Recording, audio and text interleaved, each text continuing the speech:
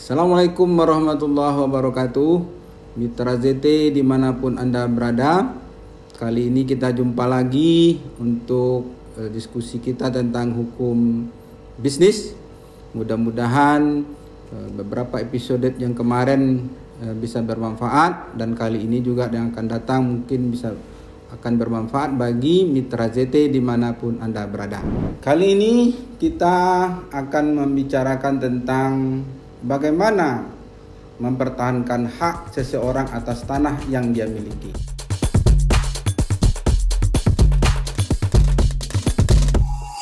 Mengapa ini kita kupas hari ini? Karena sudah banyak datang ke kantor ZT masyarakat yang mengadukan masalah tanahnya diserobot orang, atau dia beli rumah kemudian rumahnya pun tak jelas, uang sudah dikasih sementara tanah pun tidak jelas. Ini banyak yang terjadi datang ke kantor kita. Jadi sebenarnya masalah tanah ini sejalan dengan pertumbuhan penduduk. Semakin banyak penduduk, maka konflik atas tanah ini akan terus meningkat karena tanah itu terbatas sementara penduduk bertambah. Kita kemarin jalan-jalan misalnya ke Tenayan Raya 5 tahun yang lalu itu masih hutan. Tapi kalau sekarang kita berjalan-jalan ke Tenayan Raya itu sudah penuh dengan perumahan di mana-mana. Konflik pertanahan ini tidak akan habis-habis sepanjang penduduk akan bertambah terus.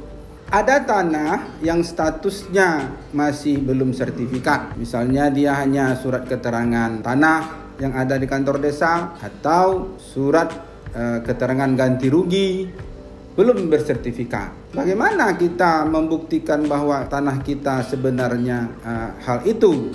Yang kedua, tanah yang sudah bersertifikat. Nah, bagaimana kekuatan hukumnya? Nah, disinilah masyarakat harus paham, walaupun tanahnya belum bersertifikat, jangan sampai dia merasa tidak pede dengan tanah itu, karena itu adalah legalitas yang sah juga. Misalnya baru taraf SKGR, surat keterangan ganti rugi atas tanah. Nah, bagaimana sejarahnya ganti rugi ini? Sebenarnya dia membeli tanah itu secara sah dari orang lain, tetapi orang yang menjual ini masih SKGR juga. Oleh pemerintahan desa atau camat, ini mereka buat jual beli dengan status tanah SKGR. Jadi sah kepemilikannya atas tanah itu. Nah, kalau sertifikat dia sudah ditingkatkan menjadi sertifikat, berarti ada ikut campur pemerintah di sana, yaitu pihak BPN sudah melakukan ukur, kemudian sudah didaftarkan dan dibuat di hadapan notaris lagi, sehingga lebih kuat dia. Tetapi di dalam Undang-Undang Pokok Agraria, sebidang tanah walaupun dia bersertifikat, dia belum tentu bisa dikalahkan oleh SKGR. Bisa jadi SKGR yang menang. Nah, bukan berarti dia bisa mengalahkan SKGR, bukan karena SKGR atau sertifikatnya, tetapi ada sejauh mana kekuatan kepemilikan hak atas tanah itu. Pengalaman kita beberapa kali sidang di pengadilan membuat strategi untuk menyatakan hak seseorang itu kuat. Yang pertama, pemirsa harus jelas sempadannya. Sempadan utara, selatan, timur atau barat itu adalah saksi yang terkuat. Jadi sesuai juga dengan nilai-nilai agama kita. Seseorang tidak akan masuk surga apabila tidak baik dengan tetangganya. Di dalam hukum agraria ada juga seperti itu. Karena tetangga itu sempadan. Sempadan itu adalah bukti hak yang kuat. Oleh karena itu baik-baik sama tetangga. Tidak boleh berkelahi sama tetangga.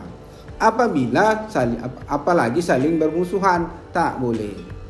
Karena di dalam Undang-Undang Pokok Agraria, kekuatan tanah itu, kalau kami di pengadilan sering membawa saksi itu saksi sempadan. Dan itu menang. Kenapa menang? Karena itulah yang kuat. Misalnya dia mengetahui sempadan itu Bapak A yang sudah memiliki tanah itu sejak tahun lama, sempadan tahu.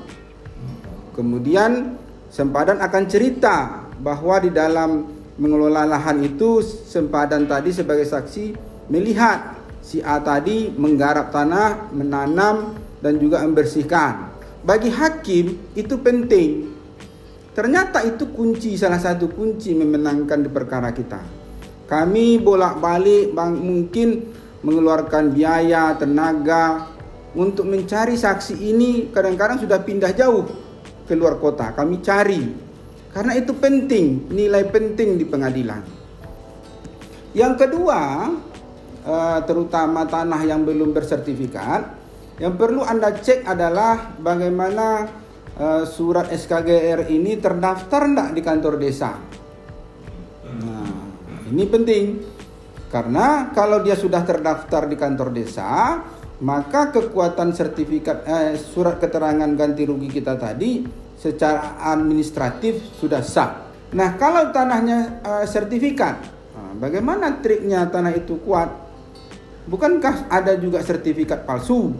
Betul, banyak sertifikat yang palsu.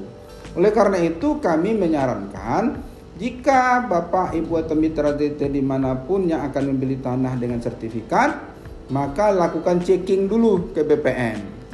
Nah, di BPN akan ketahuan bahwa sertifikat ini ada enggak di buku tanahnya, cocok enggak nomornya. Kalau sudah cocok, BPN akan mengeluarkan hasil checking. Barulah boleh Anda beli. Sebelum Anda di-checking sertifikatnya, jangan akui sertifikat itu. Nah, ketika sertifikat ini mau dibeli, sekali lagi tanya ke lapangan, kemudian tanya sempadan. Lagi-lagi, tetangga kita adalah kunci penting di dalam mempertahankan hak atas tanah. Barangkali itu yang bisa kami sampaikan pada sesi kali ini. Mudah-mudahan mitra ZT dimanapun, kalau ingin memiliki tanah, baik-baiklah sama tetangga atau sempadan. Sesuai juga dengan perintah Rasulullah, maka kita adalah orang yang baik terhadap tetangganya. Karena kita ingin masuk surga. Terima kasih. Billahi taufiq wal hidayah. Assalamualaikum warahmatullahi wabarakatuh. Salam mitra ZT.